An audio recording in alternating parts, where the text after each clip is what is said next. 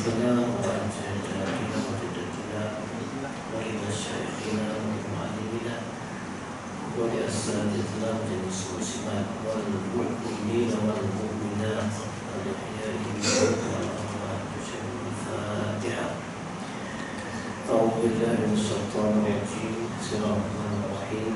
الحمد لله رب العالمين الرحمن الرحيم مالك يوم الدين إياك نعبد وإياك نستعين اهدنا الصراط المستقيم صراط الذين أنعمت عليهم غير المغضوب عليهم ولا الضالين. بسم الله الرحمن الرحيم. الحمد لله رب العالمين وبه نستعين على أمور الدين. أشهد أن لا إله إلا الله وحده لا شريك له وأشهد أن محمدا عبده ورسوله. سبحانك لا علم لنا إلا ما علمتنا إنك أنت العليم الحكيم ولا حول ولا قوة إلا بالله العلي العظيم. رب اشرح لي صدري ويسر لي أمري واحلل عقدة من لساني يفقهوا قولي. إلهنا ورسولنا والله ربنا أعطنا محبة ورحمتك. أما بعد، قال المصنف رحمه الله ونفعنا وإياكم بعلومه في الدارين. Membaca Al-Quran dengan tartil, membaca Al-Quran dengan tartil untuk memudahkan meneliti dan memahami makna dan maksud Al-Quran. Cubakan diri anda membaca Al-Quran dengan tartil. Tuan-tuan dan para Allah sekalian, alhamdulillah kita bersyukur kepada Allah SWT dan Allah bagi umur, kesihatan, kelapangan, keinginan untuk datang ke Allah SWT. Sampai ke pintu rumah Allah ini ada doa yang disunatkan kita membaca. Rabbi firli, Allahumma firli dhunubi waftahli abwaaba rahmati. Ya Allah, ampunkanlah dosa-dosaku. Ya Allah, ampunkanlah dosa-dosaku. Waftahli abwaaba rahmati, dan bukakanlah bagiku pintu-pintu, bukan satu pintu, pintu-pintu rahmat Allah. Masuk dalam rumah Allah, minta buka pintu rahmat. Mana tu ya? Bukan satu pintu, banyak pintu-pintu rahmat. Surah rahmat ni al-khair wa ni'mah, kebaikan dan kenikmatan. Maksud boleh jadi rahmat itu kita pertamanya mendapat rukuk sujud kepada Allah Ta'ala, kemudian ingat akan Allah Ta'ala, itu menjadi pahala. Kemudian niat i'tikaf dan dapat pahala. Masuk rumah Allah, niat i'tikaf dapat pahala. Walaupun belum duduk lagi, dapat pahala i'tikaf. Ada solat, dapat lagi solat berjamaah. Solat berjamaah, kemudian bertemu dengan saudara-saudara kita sahabat. Kemudian apa lagi banyak, mungkin juga diberi ketenangan selaput di luar sana dengan masalah dunia yang tak berkesudahan, masuk ke dalam rumah Allah jadi tenang. Itu mungkin menjadi rahmat. Banyak masalah, masuk dalam rumah Allah tenang, balik tenang, tidur lega. Itu begitu rahmat, pintu-pintu rahmat Allah SWT. Dalam satu hadis yang lain, kita masuk ke masjid, masuk ke rumah Allah ini dengan berselawat. Mana pula ya? Satu doa, satu selawat. Rupa-rupanya selawat itu juga ada rahmat. Satu sekali selawat kita digandakan oleh Allah SWT 10 kali ganda. Banyak ya. Yang elok ni kita masuk tu kita gabungkan dua sekali. Doa Allah fil dunya waftari abwaab rahmatik. Allah Subhanahu Sayyidina Muhammad wa ala alihi wasallam. Dia gabungkan dua sekali. Masya Allah. banyaklah dapat rahmat. Jadi kalau banyak kita masuk ke rumah Allah, dan setiap kali kita masuk kita berdoa, Masya Allah, ada sepanjang masa kita penuh dengan rahmat Allah Subhanahu Wa Taala. Tapi kadang-kadang itulah masalahnya kan. Maghrib isyak je, maghrib pun maghrib isyak maghrib je, maghrib isyak tak datang. Zuhur asar, wallahu a'lam. Subuh tak ada lagi. Ya. Jadi salah satu tempat untuk kita mendapatkan rahmat Allah SWT ialah masuk ke dalam rumah Allah Subhanahu Wa Taala. Jadi masuk tenang. Yang boleh lena tu sebab tenang lah. Lena tenang. Oh, sampai kan ada satu kata-kata lah. Kalau nak payah nak tidur, tak payah makan pil tidur, dia kata. Masuk dalam masjid, cari tempat yang sedap sikit, duduk tenang, lena dia, tak payah makan pil. Tapi yang beli pil tu tadi. Terus tengok dia orang Islam ni. Niat i'tikaf lah, Nabi dapat pahala. Duduk tidur dapat pahala.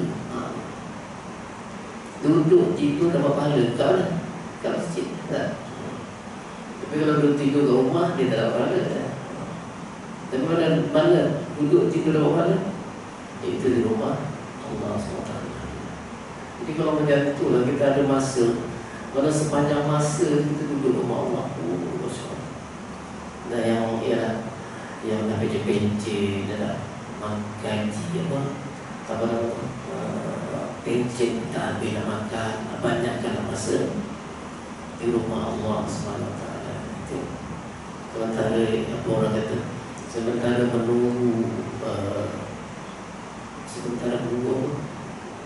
menunggu akhir hayatnya. Nak mati itu masalah kan, akhir hayat itu panggilan terakhir. Sementara menunggu panggilan terakhir, saya menunggu Miki kita kan ada satu sahabat kita ni, saya pun tak sempat nak sembahyang jenazah ni. Sebab tahu dah lewat asar. Balik sembahyang asar tu ada kawan beritahu, dia kata kawan tu meninggal. Astagfirullah, inna lillahi wa inna ilaihi raji'un. Saya pun lepas asar bergegas pergi ke rumah dia, ajak rumah dia isteri dia. Dia isteri tanya khabar macam mana mati. Dia kata elok pukul 3.30 dia bangun, pukul 3 pagi dia bangun. Dia tak tidur lagi pagi tu. Lepas tu dia sesak nafas, bawa pergi ke hospital. So dia minta anak ni dalam keadaan sedar, minta anak ni bawa pergi ke hospital. Siap-siap pergilah ke hospital. Lebih kurang pukul 5.30 tak silap-silap, sebelum subuh lagi. Sebelum subuh lagi, dalam kereta tu dia sesak nafas. Dia ada sediakan gas, dia sedut gas tu semua. Isteri dia beringat kepada dia, bang, jangan ingat yang lain, ingatlah Allah. Dia pun la ilaha illallah, la ilaha illallah, la ilaha illallah, sampai ke hujung nafas la ilaha illallah, mati ataupun akhir perkataan la ilaha illallah sebelum sampai ke hospital. Kata Nabi, man qala la ilaha illallah fi akhir kalami dakhul jannah. Siapa yang akhir perkataannya boleh menyebut la ilaha illallah, dakhul jannah, masuk surga dia. Surga, mudah-mudahan surga dia, air surga. Kalau kita melihat amalan dia yang saya tahu lah, sepanjang yang saya tahu, dia terlibat dengan masjid, terlibat sebagai ahli jatah masjid. Dan termasuk itu dia terlibat sebagai setiausaha Masjid Al-Munawwarah di bawah saya lah. Saya jadi nazir masjid. Kemudian berpindah ke Bukit Lancung menjadi ahli jatah masjid, SU masjid. Kemudian yang terakhir dia menjadi timbalan nanti, terlibat dalam masjid.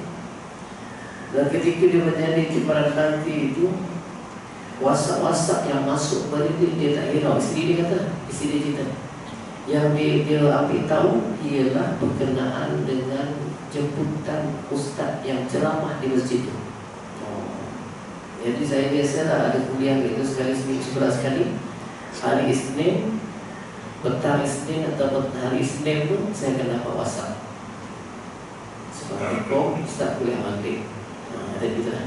Saya pun jawab okey insyaAllah. Waalaikumsalam, okey insyaAllah. Tapi dia meninggal pada hari Ahad. Hari Isnin tu saya tidak lagi menunggu WhatsAppnya.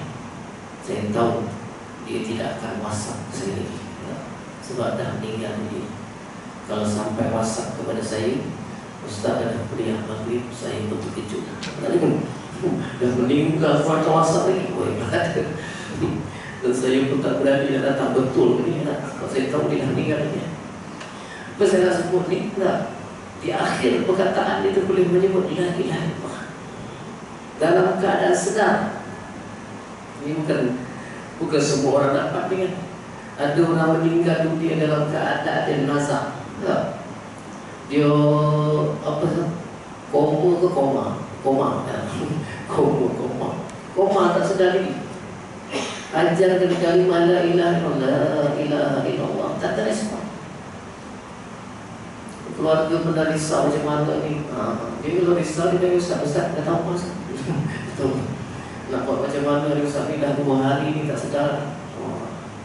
Saya pun tak hati juga nak buat macam mana. Hampir akhirnya inilah. Kita yang tak ada wuduk, ambil wuduk, kita baca Yasin. Baca Yasin. Doa lebih kurang. Buat naik, kita bagilah kalau bagi minum air, bagi minum. Dia pun kita buat tu, air tu, baca Yasin, buat air, tinggal. Esok dah meninggal dunia. Dalam keadaan koma tak sedar. Allah Allah tak tahu. Boleh dia menyebut kalimah Allah di akhir perkataan. Banyak yang menyebut tak sedar, meninggal, tak sedar, meninggal. Tapi dia ni sakit, dah tak boleh pergi masjid dah. Tapi dia masih lagi sedar. Dan di akhir perkataan itu pun disedar dan dia boleh menyebut la ilaha illallah. Jadi man qala la ilaha illallah fi akhir kalami dakhala jannah, masuk surga. Mudah-mudahan. Jadi antara amalannya saya sebut tadi berkaitan dengan masjid. Menjadi ahli jatah kuasa masjid. Dan banyak cerita berkenaan orang yang mati di rumah Allah. Kerana apa? Kerana terlalu banyak masa di rumah Allah. Ada yang meninggal dunia ketika khutbah. Khutbah dengan ittaqullah, usikum wa iyaya taqwallah faqad faza muttaqun. Tumpang inna lillah. Ketika berkhutbah. Ada yang ketika jadi imam. Alhamdulillah Rabbil Alamin Ar-Rahmanir Rahim Maliki Yawmiddin. Tumpang tak habis baca Fatihah. Ada yang ketika azan pun ada, lepas azan meninggal. Ada yang ketika kuliah, kuliah meninggal. Tak silap saya di sini lah Ustaz. Ustaz lepas kuliah ni balik sesaat lepas meninggal. Mudah-mudahanlah husnul khatimah. Saya nak sebut itulah apa kata kalimah yang terakhir yang disebutkan sebelum dia meninggalkan dunia ini untuk selama-lamanya. Dia tidak akan kembali lagi ke dunia ini. Dan itulah permulaan alam akhir. Daripada alam barzakh, alam kubur itu sampailah bila-bila dia tidak akan kembali lagi ke dunia. Dan ketika itu nanti dunia pun tak ada. Macam mana persiapan kita? Persiapan kita untuk hidup yang kekal selepas mati. Ini kena mikir. Orang lebih memikirkan tentang hidup yang sementara. Hidup sementara bersungguhnya. Orang buat rumahnya dengan rumahnya ada alam yang sentuh pagar bunyi. Ada setengah rumah tu kita masuk sok cahaya tu lampu hidup. Pakai sensor. Terus masuk dalam kamera tu, masuk ke dalam, tahu siapa yang datang. Azan sampai tak dengar. Orang punya rapat rumah. Kau lagi Macam masjid tuan dia kan tenang ya. Yang lainnya tu persiapan hidup dunia tu sungguh ya. Apakah persiapan? Bagaimana persiapan untuk akhirat yang kekal selama itu kan? Itu tak boleh tidur kita, tak boleh tidur. Tapi boleh tidur lagi. Oh, siang malam pagi petang tidur. Allah Ustaz tidur lebih baik daripada main game. Oh Allah, tidur lebih baik. Aku tak tidur malam-malam aku nak main game macam mana? Bukanlah beribadat. Sementara kita hidup. Bagaimana orang boleh bersemangat dalam beribadat? Kerana dia sangat kasih kepada Allah Subhanahu Wa Taala. Dia punya kasih macam orang berkasih sayang. Dia kasih kepada kekasihnya. Kalau dia bersembang malam sampai subuh pun tak apa kan dengan kasih dia. Tapi saya tak ada pengalaman lah. Orang berkasih sayang, baca surat orang dulu kan pakai surat, bukan pakai masak dan setelah pakai masak dulu pakai surat. Apa ulang lagi, baca sekali, ulang lagi, baca sekali, ulang lagi, simpan. Dan esok minggu depan baca lagi, kadang sampai hafal. Bila seronok membaca surat daripada kekasih itu. Kenapa? Kerana ada kasih. Begitulah kita juga dengan Allah Subhanahu Wa Taala. Bila kita kasih dengan Allah, kita tidak akan rasa cemburu membaca surat daripada Allah. Iaitulah Al-Quran.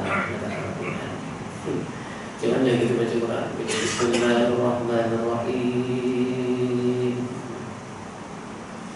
Tabarakalladzi biyadihi al-mulku wa huwa ala kulli syai'in qadir. Alladzi khalaqal maut. Tak tu ya. Maut lena terus. Ya Allah, macam mana ni? Kita sama-sama orang sabar ni. Punya lemah. Dia macam itulah perasaan kasih kita kepada Allah Ta'ala. Kerana terlalu sedikit kasih kita kepada Allah Ta'ala. Kita baca surat dia pun tak seperti itu. Baca surat dia pun mengantuk, baca surat dia pun malas. Bagaimana kita nak menimbulkan kasih dalam hati itu? Sehingga timbul rasa kasih itu, itu yang cukup hebat. Orang yang berkasih sayang sesama kekasih dia, apa dia ciri dia? Dia mesti kenal orang itu. Ya, mesti kenal orang itu. Mesti kenal kekasih itu. Ada. Aku sangat sayanglah kepada dia. Siapa dia tu? Aku benda tu. Nama dia siapa? Aku benda tu. Tapi aku sangat sayang kepada dia. Pelik orang ni. Engkau tak kenal, kau boleh sayang dia. Entah dia. Aku benda tu. Ada orang tu. Aku benda tu. Macam mana ciri dia? Aku benda tu. Macam mana? Pelik kan? Biasanya orang yang pakai sayang tu dia pasti kenal kekasih dia. Begitulah dengan Allah. Nak menimbulkan rasa kasih sayang dengan kepada Allah itu, ialah dengan kenal Allah. Itu kata makrifat, kenal Allah. Bila kita kenal Allah, bila saya sebut ni bukan saya kenal saja, kita sama-sama lah. Kenal Allah, kenal dari segi nama dia, kenal dari segi asma, kenal dari segi sifatnya, kenal dari segi perbuatannya. Kenal tu dulu. Bila kenal tu disebut selagi, disebut apa ni Allah sebut kata wazkurillah, sebutlah Allah itu dzikran katsira, sebutan yang banyak. Sebutlah Allah itu dengan sebutan yang banyak. Mana tidak ada satu bilangan yang khusus, banyaklah sebut. Bila kita banyak menyebut tu, nanti akan timbullah, Allah akan memperkenalkan diri. Kata Sayyidina Ali kata, Araftu Rabbi bi Rabbi, Araftu Rabbi bi Rabbi. Aku kenal Tuhan aku, Allah Tuhan aku yang memperkenalkan diri kepada. Oh situ. Dari segi amalan dengan itu Allah memperkenalkan diri. Rasa sebut je nama Allah dan diri. Rasa gemetar, rasa keruh. Dibacakan ayat Allah bertambah iman. Kerana sudah kenal Allah Ta'ala. Dan bila dia membaca surat-surat daripada Allah, bukan menjadi lemah, tapi menjadi semangat ni. Itu nak timbulkan perasaan tu. Nak timbulkan perasaan tu, bukan senang. Sebut senang tu. Sebut senang tu nak timbul perasaan sehingga timbul kasih kita kepada Allah. Takut bila kasih, kita akan patuh segala perintah dia, dan takut nak melakukan larangan-larangan kita. Itu yang jadi dia. Dan membaca ayat-ayat Allah SWT Al-Quran dengan tartil, dengan tartil. Ya Allah sebut dalam Al-Quran, warattil Qur'an tartila, warattil Qur'an tartila. Al-Muzammil ayat 4. Dan perelokkanlah bacaan Al-Quran seelok-eloknya, dengan seelok-eloknya. Bacalah Quran dengan elok. Ini bukan senang dia sebut tak? Mana membaca tu dengan menyebut perkataan yang betul. Dia punya sebutan makhraj, huruf dia tu betul. Kemudian dibaca dengan jelas. Ya, jelas. Jangan baca dia tak bunyi, tak berhuruf. Jadi sebenarnya kalau Allah dia macam tu gitu. Yasin wal Qur'anil Hakim. Tidak satu-satu. Itu daripada kata tujuannya ialah supaya apa? Supaya boleh seperti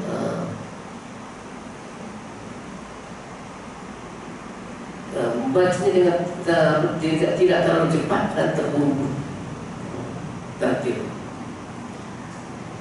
Jangan sehingga bacaan itu tak jelas, dan tidak teratur, tergopoh-gopoh dan terburu-buru dalam membaca dan membaca, dan tidak memerhatikan tertib sehingga tidak jelas dan kurang terang di tengah orang. Ada satu imam yang dibaca kan lepas isyak, baca ayat kursi betul-betul subhanallah Allah. Kemudian baca doa. Lepas doa tu ada lagi baca. Perlu baca surah Al-Mulk.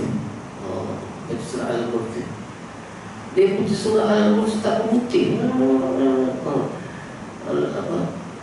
Tak putih. Habis sudah cepatnya. Ya Allah kata. Ia betul ada biasa baca dia tiap malam kan dah lancar lah. Tapi sampai tak putih dah. Kena jelas lah. Ada panjang pendeknya tu kena ada. Kalau kita baca cepat pun ada, masih ada lagi panjang pendek. Sampai kata ada risk. Membaca secara tertil tu, elokkan bacaan Al-Quran. Itu perintah daripada Allah SWT. Jadi tujuannya lah untuk memudahkan meneliti dan memahami makna dan maksud Al-Quran itu. Nak mudah faham makna dan maksud dibaca secara tertib, secara elok bacaan. Ummu Salamah yang isteri Nabi sallallahu alaihi wasallam dan para sahabat yang lain pernah mensifatkan bacaan Rasulullah sallallahu alaihi wasallam. Apa kata Ummu Salamah dan sahabat Rasulullah sallallahu alaihi wasallam? Kata mereka Rasulullah sallallahu alaihi wasallam membaca Al-Quran dengan tartil dan dengan tartil yang baik. Disebutkan huruf-huruf Al-Quran itu satu persatu. Satu. Dan bersabda Nabi sallallahu alaihi wasallam, wa qala lil qari'il Qur'an, wa qala lil qari'il Qur'an, iqra wa rattil kama kunta turattilu fid dunya, fa inna manzilataka inda akhir ayatin taqra'uha. Apa kata Nabi? Dikatakan kepada pembaca Al-Quran, waqala liqari Al-Quran, dikatakan kepada pembaca Al-Quran, Iqra, bacalah Al-Quran itu dengan terang dan elok, sebagaimana engkau memperelokkan bacaannya di dunia dahulu. Maka sesungguhnya kedudukanmu ditentukan ketika ayat yang terakhir kau baca macam mana bacaan kita. Yang dikira bacaan kan. Jangan mungkin pada peringkat awal kita baca tak elok, belajar sampai jadi elok bacaan, sampailah kita meninggal dunia.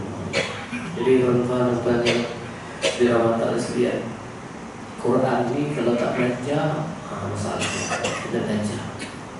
Kena belajar baca. Saya dulu belajar sikit-sikit. Mula-mula belajar dengan di kampung. Saya belajar dengan mak saya. Mula-mula belajar Baghdadi.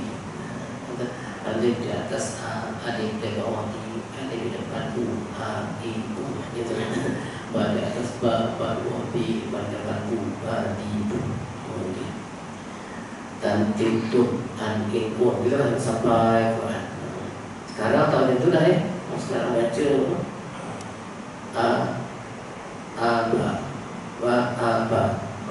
terus disempung lagi cepat.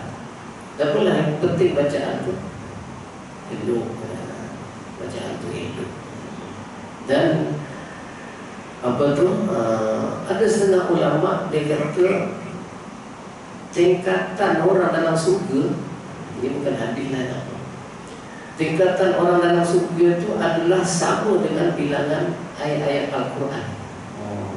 Banyak mana ayat Quran yang dibaca, itulah nanti kedudukan di dalam surga. Tingkatan yang paling bawah, di atas. Tengok, dipilih Quran, baca Al-Quran. Ya Allah, ini kita. Dan ada pendapat pula, pendapat yang lain, pendapat kata pengarang kitab ni. Nah, dia kata apa?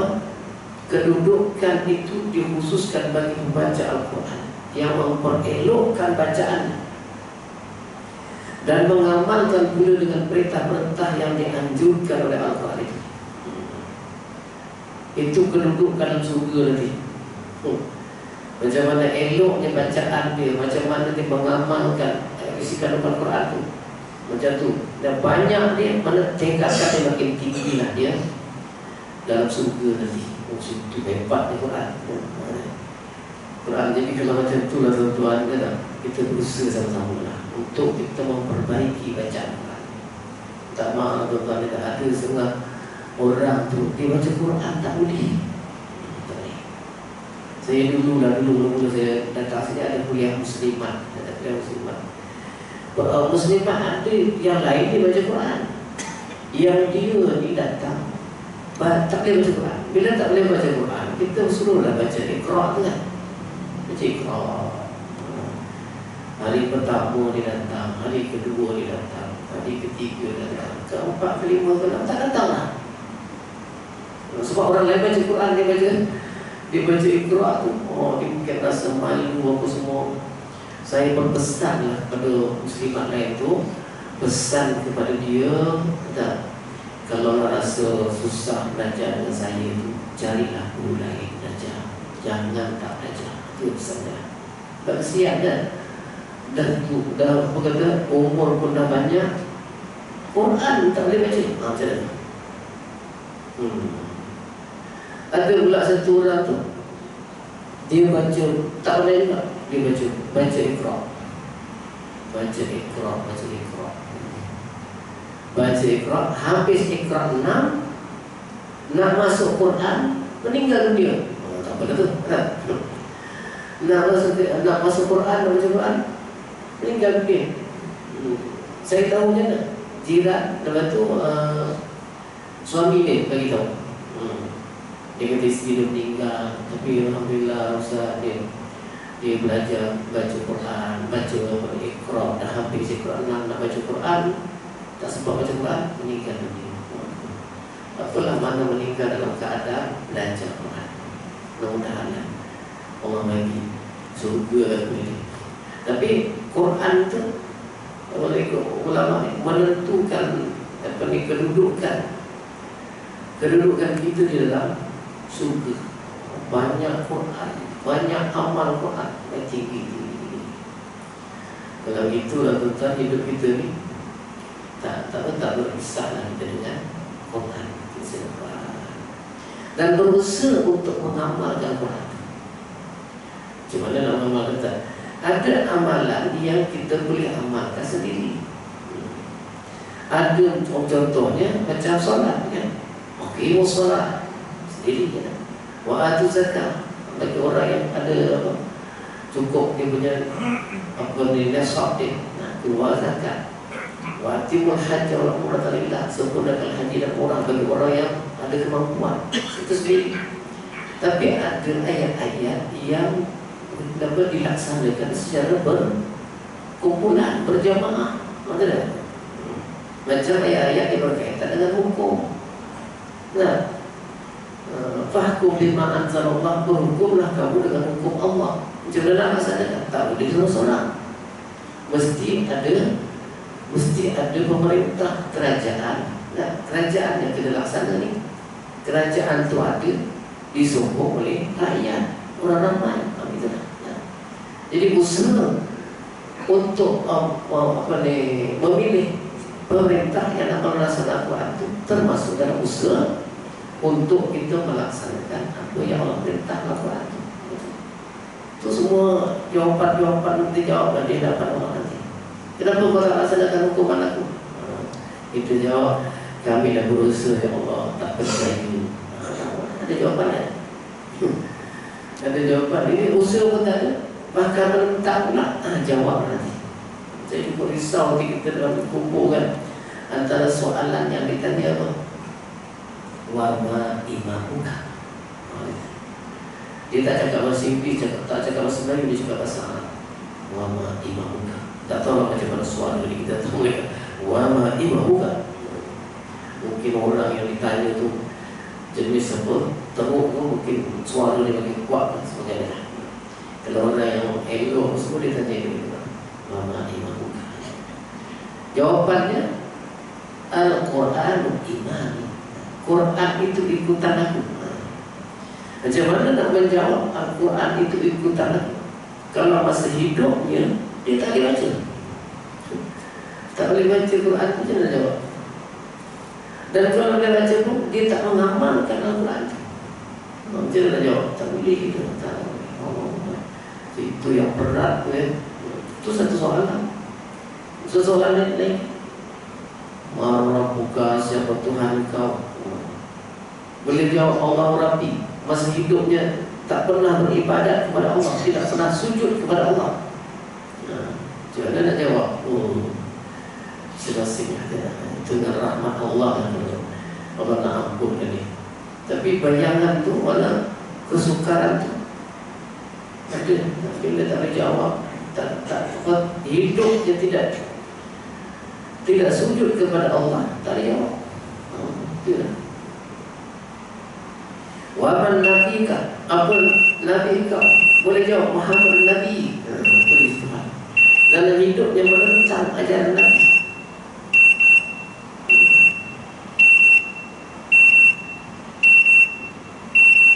Tak boleh jawab dia.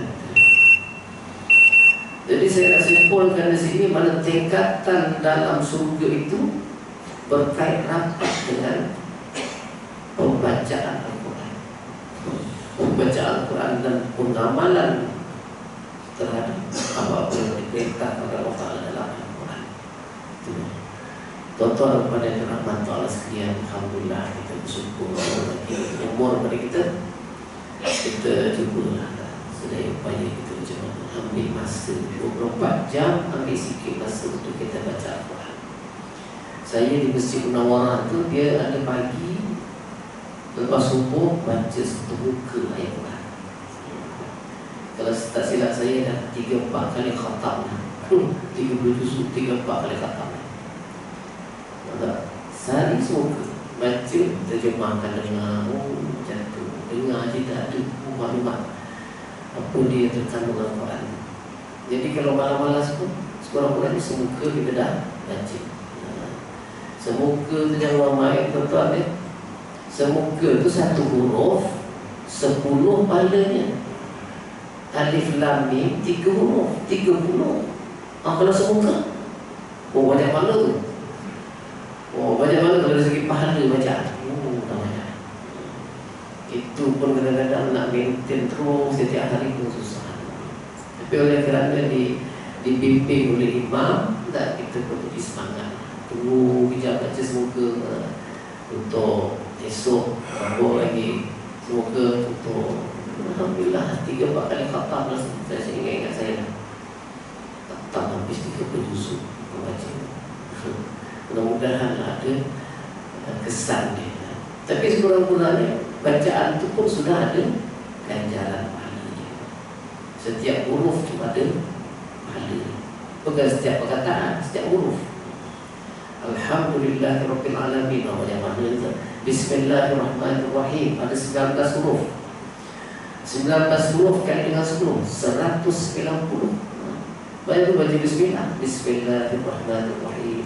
Alif lam mim. 190 campur dengan 30, 220. Dengan hebat di Quran. Nak baca sikit pun dapat pahala banyak. Dan amalan yang mudah. Tapi kita baca dengan betul, dengan tartil. Wallahu a'lam. Ada soalan?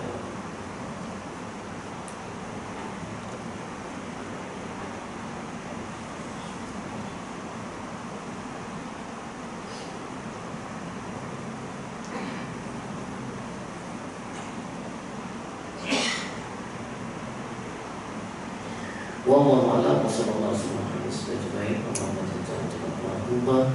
وتفرقا من بعد تفرقا معصوما ولا تجعل فينا ولا معنا ولا نقول شك ولا نقول محموما ربنا آتنا في الدنيا حسنة وفي الآخرة حسنة وقنا عذاب النار صلى الله عليه وسلم أجمعين والحمد لله رب العالمين سبحانك اللهم وبحمدك أشهد أن لا إله إلا أنت أستغفرك وأتوب إليك بسم الله الرحمن الرحيم والعصر إن الإنسان الذين آمنوا وعملوا الصالحات وتواصوا بالحق وتواصوا بالصبر.